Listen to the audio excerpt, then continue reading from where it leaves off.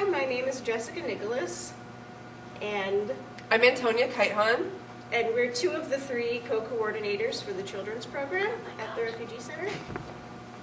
I think both of us started out last year as tutors, and we were given the opportunity to start taking over the coordination, trying to come up with activities, and jumped at the chance because it's been great working here and meeting all the kids. Yeah. That was definitely what drew me back. Was I came here the first week and I was kind of like, and I had to come here for a project. And after that first day, I was like, I have to come back. There's no way I can't not do this. Yeah, me too. It was very similar.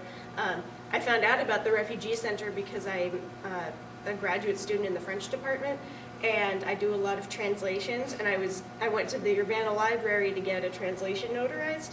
And the librarian who was notarizing it was like, "Oh, is this for the Refugee Center?" I'm like, "There's a Refugee Center? Where? Sign me up." Yeah, so that's how I found out about it, and then I met last year's coordinator and started volunteering. The Children's Program is a program that meets every Saturday morning, and we have a schedule that we follow every day. We start out with helping the kids with their homework. Yes. We help the kids with their homework. And then we have a whole group activity where a lot of times it's some kind of craft or some kind of reading project. We try to make it educational and also and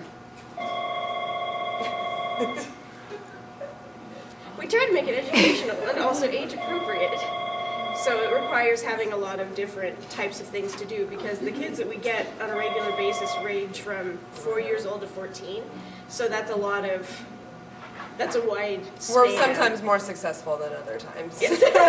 I will be willing to admit it. Yeah, and it's always, we never know from week to week how many kids are going to show up.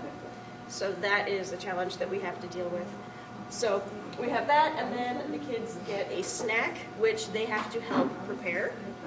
And every week there's a little snack team that will help me put the snack together.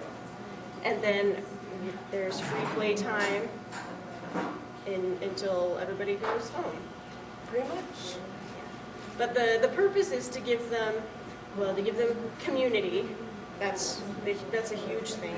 And then also to help them with their school-related skills. So we have a lot of literacy stuff. Yeah, huge. that we do. That's really huge. I think also just having a personal connection with one of the tutors is one of the things that we're most excited about, and one of the things that definitely drew me in was just meeting the kids and being like, "You're super interesting and funny, and you've got a weird family like I do." Like any of those kinds of connections, it's fun to make with anyone, whether they're your age or much younger. And for me, something that I really enjoy is connecting with the kids and watching the kids grow and change. That's really, really fun. For me, the thing that really lured me in was working with the Congolese kids because I could use my French with them, and they really appreciated having an adult who spoke their language because a lot of them haven't been here for very long, and so their English wasn't very strong. Whereas they can say swear words in front of me, and I'm like, wait, I think I'm on to you. Yeah, except sometimes they'll switch to Lingala if they don't want me to know what they're saying. There we go.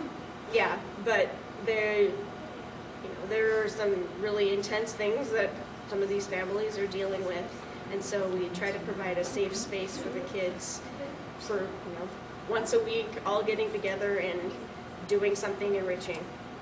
Could you talk a little bit about the field trips you sometimes go on? Oh yeah, we do field trips sometimes, and what field trips we do will depend on what's happening in the community And the season. Yeah, and the season. So we've gone to the University of Illinois Arboretum. We went to a children's literature festival.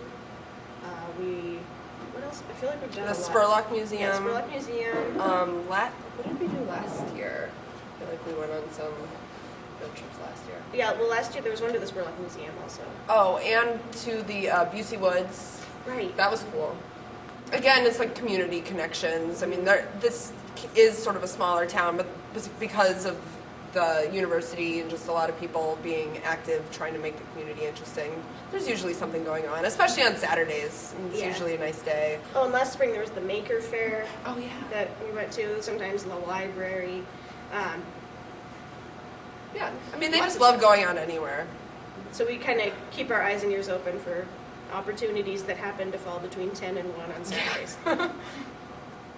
Volunteers help the kids with their homework. They help supervise. They do the activities with the kids. They meet new friends. They make new friends who happen to be between the ages of 4 and 14, and meet other caring and responsible adults who also are involved in the community. I think another thing is like if you're a student at the university, it can get really easy to sort of end up in a bubble community. I definitely did that when I was in undergraduate for the first year, that I just was so caught up in my life at school that sometimes you sort of lose sight of the rest of what's going on. And so I think this is a good opportunity to just sort of get out of that mold and do some new things.